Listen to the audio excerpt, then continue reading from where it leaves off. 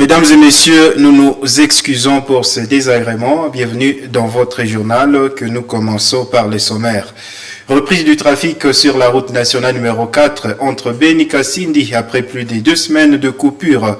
Suite à l'effondrement du pont Loumé, un pont de déviation a été érigé pour permettre le trafic sur cet axe routier. Les ingénieurs qui s'occupent de la construction de ces ponts appellent les opérateurs économiques à respecter le chargement de leurs véhicules. Deux représentants de la région du Grand Nord qui vont au 3e round des consultations à Nairobi appellent la population à ne pas s'inquiéter de la décision du gouvernement de confier la zone de Kibumba à la force régionale de l'EAC. Ces participants au dialogue de Nairobi 3 rassurent que les décisions prises ne menacent nulle part l'intégrité territoriale de la République démocratique du Congo. Mesdames et messieurs, installez-vous confortablement pour l'intégralité de ce journal. Voici vos informations en détail, mesdames et messieurs. Le trafic a repris mardi 27 décembre sur la route nationale numéro 4 reliant l'Est de la RDC au pays de l'Afrique de l'Est. Cet axe routier Beni Kasindi était coupé suite à l'effondrement du pont Loumé, situé en une quarantaine de kilomètres de la ville de Beni. Tous les véhicules qui étaient bloqués sur ces ponts ont traversé après qu'un pont de fortune a été construit à cet endroit par l'Office des routes. Un reportage de Delphin Mupanda depuis Beni. Nous sommes à Loumé, où le trafic a repris après moins de semaines de coupure suite à l'effondrement du pont. Un pont de secours y a été vite érigé par l'Office des routes en attendant la construction du pont effondré. Même si le trafic a repris, les travaux de finissage sont encore réalisés. Sur place, des planches ici à la base de la tronçonneuse et des nids de poules nivelés par des véhicules de l'Office des routes. D'après aucune des données du comité des travaux de l'Office de route à Beni, ce pont peut supporter 32 tonnes pour une durée estimée à 6 mois si les opérateurs économiques respectaient les chargements de leurs véhicules. Depuis hier, les travaux ont pris fin. Les véhicules de Kasindi sont arrivés à Beni. Les véhicules de Belgique sont arrivés à Kasindi. Le tonnage requis est de 32 tonnes. À cela, nous lançons un cri d'alarme aux autorités de nous aider à réglementer le tonnage. Si les autorités ne nous aident pas, celui-ci aussi va céder en attendant qu'on puisse réparer l'autre. Dès que l'autorité va mettre à notre disposition les moyens, on viendra réparer les ponts qui étaient effondrés. Ce conducteur de camions citernes est revenu du Kenya lorsque le pont Loumé s'est effondré alors qu'il voulait ravitailler Beni à carburant. Il vient de totaliser 15 jours en cours de route et salue les efforts des autorités congolaises pour la réouverture du trafic. Aujourd'hui, nous trouvons passage et tout marche bien. Nos véhicules étaient bloqués ici. Je viens d'y passer 15 jours et les travaux évoluent bien jusqu'à la reprise du trafic. Notre produit, c'est le carburant et il n'y a pas de problème. Avec cette réouverture, la société civile de Beni espère à la baisse du prix des produits de première nécessité, dont le carburant. Pépé Kavota, son président, veut voir les ponts effondrés être construits en métallique et non se fier à ces pots de fortune. Nous pensons, selon nous, que comme il y a eu flambée des prix sur le marché, si nous citons les produits de première nécessité, nous citons le carburant, d'autres marchandises, semble-t-il que le prix va baisser sur le marché. Parce que c'est un pot provisoire, ces ponts ne doivent pas les endormir. Il faudra que métallique, le pont modernisé, soit jeté sur cette rivière Loumé. Le pont Loumé s'est effondré depuis plus de 2 semaines lors du passage des poids lourds transportant des matériaux de construction à direction de Beni. Bonjour des chapitres, parlons information sécurité et question de zone tampon dans la province de Nord Kivu. Des représentants de la région des Grands Nord de la province de Nord Kivu au 3e round des consultations de Nairobi appellent la population congolaise à ne rien craindre de la mesure de confier la sécurisation des zones libérées par les terroristes du M23 à la force régionale de l'East African Community EAC lors d'une conférence de presse co-animée jeudi 28 décembre 2022 par le professeur Aurélien Rukwata et le professeur Télésphore Malonga. Ils ont rassuré que les décisions prises au sortir du dialogue Nairobi 3 ne menacent nulle part l'intégrité territoriale de la République démocratique du Congo. Suivant ce reportage de Joël Taï.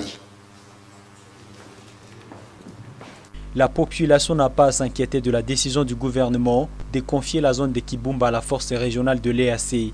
Ces propos ont été tenus par le professeur Abbé Aurélien Rukwata, point focal des représentants du Grand Nord, à la troisième phase du processus de paix de Nairobi. Il a expliqué que la force régionale présente au sol congolais, sur appel du gouvernement, ne peut menacer l'intégrité territoriale d'un pays membre de l'EAC. Dans les remettances de ces forces-là, ces forces sont invitées par notre gouvernement pour pouvoir participer aux côtés de nos forces de défense et de sécurité à la restauration de la paix dans la partie Est. Donc, en donnant cette partie du territoire entre les forces de l'EAC, je suppose que cette force ici collabore avec les forces de la République démocratique du Congo pour la restauration justement de cette intégrité, de cette souveraineté. Je me rappelle encore ce qui avait été fait comme recommandation, et ça je peux partager, que la plupart des délégués à Nairobi 3 avaient sollicité que ces forces de l'EAC ne soient pas que des forces d'interposition, mais que ce soit des forces offensives. Quant au professeur Abbé Télésphore Malonga, un deuxième participant à ces dialogues à provenance du Grand Nord, il pense que l'attribution du contrôle des zones libérées à la force régionale de l'EAC signifie que le gouvernement congolais serait saisi progressivement des responsabilités qui lui glissaient entre les doigts. Si vous voulez, l'M23, justement, lui est en train de mettre à danger l'intégrité territoriale et la souveraineté du gouvernement congolais sur une partie de son territoire. Et là, par contre, la force de l'EAC est en collaboration avec l'État congolais. Et donc, plutôt que de voir ça comme une rénonciation à cette intégrité, c'est plutôt un recouvrement progressif de cette intégrité territoriale. Parce qu'une fois que la force de l'EAC aura libéré les lieux, c'est le Congo qui va reprendre la liberté de son terrain. Le troisième tour des consultations de Nairobi ont débuté du 28 novembre au 6 décembre 2022. Durant 8 jours, ce dialogue a rassemblé des acteurs de la société civile, des délégués des groupes armés venus de l'Ituri, du Nord Kivu, du Sud Kivu, du Maniema et du Tanganyika, ainsi que des représentants du gouvernement congolais. Le communiqué final de ces assises a appelé les groupes armés à déposer les armes avant d'y être contraints par la force des armes. Les participants avaient recommandé également aux groupes armés étrangers de retourner chez eux et aller dialoguer avec leurs gouvernements respectifs. D'ici janvier 2023, les rencontres d'évaluation des travaux de Nairobi 3 vont se tenir à Goma, Bukavu et à Bunia, en RDC. Et la situation sécuritaire dans la partie nord de la ville de Butembo a négativement pesé sur l'évolution des travaux de la Régie des eaux, qui a ses sources d'eau dans cette entité. Affirmation du directeur de la Régie des eaux Butembo, Kambale Kasilamu. Il a dit ce jeudi 29 décembre dans ses messages dédiés à la population de Butembo en général et en particulier aux clients de la Régie des eaux. Ce responsable de la Régie des eaux appelle les autorités à renforcer la sécurité dans la partie nord de la ville de Butembo pour permettre aux habitants de toute la ville d'avoir accès facile à l'eau potable. Le directeur de la Régie des eaux Butembo, Kambale Kasilamu, est dans ses propos recueillis par Delphin Weya et Luciana Moussebiroa. Et vu la situation que nous avons traversée dans le pays, nous n'avons pas tellement beaucoup réalisé dans notre entreprise. Pour cette année 2023 qui commence bientôt là, localement, nous avons le projet de réaliser la réhabilitation de l'eau dans les quartiers Ntiapanda. Et il y a des grands projets où nous attendons le financement de la Banque mondiale. Et ça, c'est un projet à long terme. Un projet à moyen terme, nous attendons le financement de l'UNICEF pour continuer les travaux à l'usine de Makamba. Et à court terme, c'est ce que je viens de vous dire, les travaux avec le CIC. Et cette autre actualité, elle est politique, chers téléspectateurs. 3 ministres congolais, membres de la plateforme Ensemble pour la République, ont démissionné du gouvernement ce mercredi 28 décembre. Il s'agit du ministre des Transports, Chérubé Okende, de son collègue Christian Mwando et de la vice-ministre de la Santé, Véronique Kilumba.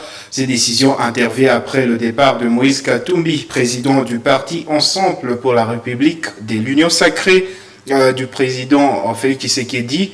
Selon l'analyste politique, le professeur Augustin Mouhessi, les mouvements de ce genre dans les partis politiques sont toujours perceptibles à la veille des élections. Il fait savoir que pour la plupart des fois, il y a des alliances qui se font et se défont, malheureusement avec un impact sur la cohésion au sein du gouvernement. C'est pourquoi, pour maintenir la stabilité du gouvernement, cet analyste politique conseille au président de la République et son premier ministre de faire des nouvelles consultations pour la reconstruction du gouvernement. Les propos du professeur Augustin Mouessi ont été recueillis par Gérard Mourefou. Le départ de 2 ministres et d'une dame vice-ministre, cela signifie en fait que ces acteurs politiques qui ont quitté le gouvernement ont plus accordé de l'importance à leur leader et à ses idées, à ce projet qu'à l'appartenance au gouvernement. Et donc, c'est leur démission, en fait, c'est une conséquence de la rupture de l'alliance entre Moïse Katumbi et Félix, et dans le cadre justement de l'Union sacrée, plateforme qui regroupe tous ceux-là qui travaillent avec le président Félix. Et donc, que cela arrive à une année avant les élections, cela me semble logique compte tenu du fait que lorsqu'on veut aller aux élections, les alliances se font et se défont en fonction des positionnements politiques. Et pour les cas d'espèce, effectivement, les ministres ont choisi, n'est-ce pas, le camp de leur leader qui est Moïse Katumbi. Et ce que cela va avoir comme conséquence, c'est que ça va impacter effectivement la cohésion au niveau du gouvernement. Je rappelle qu'il y avait déjà un ministre de l'économie qui avait été déchu à la suite d'une motion, n'est-ce pas, de défiance. Et donc, ça fait pratiquement 4 membres du gouvernement, si ces ministres partaient réellement, qui vont être, n'est-ce pas, qui vont manquer à cette équipe que dirige Sam Alokone. Cela veut dire que, en conséquence, c'est que le président de la République, bien sûr en concertation avec le Premier ministre, vont devoir revisiter, n'est-ce pas, leur alliance avec des plateformes qui avaient adhéré, n'est-ce pas, à l'Union sacrée. Et il n'est pas exclu qu'après ces ministres qui partent, il y ait peut-être aussi un autre leader qui avait recommandé les siens au sein du gouvernement, qui aussi décide de partir. Donc, on va assister pratiquement à une recomposition institutionnelle du gouvernement liée, n'est-ce pas, à ces va-et-vient qui seront caractérisés des côtés par les départs, mais aussi des entrées. Et c'est essentiel de l'actualité des sports en ville de Butembo dans le cadre de dernière journée de la phase aller du championnat local de la première division 2022. Des rencontres ont été au rendez-vous ce jeudi 29 décembre au stade André Van Vel. Dans la première confrontation, l'Union sportive Muchanka a fait match nul d'un but partout avec le football Isesport. À 16h, le Daring Club Horizon a joué l'association sportive État de Butembo dans un match très disputé. Le DC Horizon a laminé l'AS État de Butembo par 2 buts à 0. Chers téléspectateurs, c'est la fin de ce journal. Merci infiniment à vous toutes et à vous tous de l'avoir suivi. Au revoir.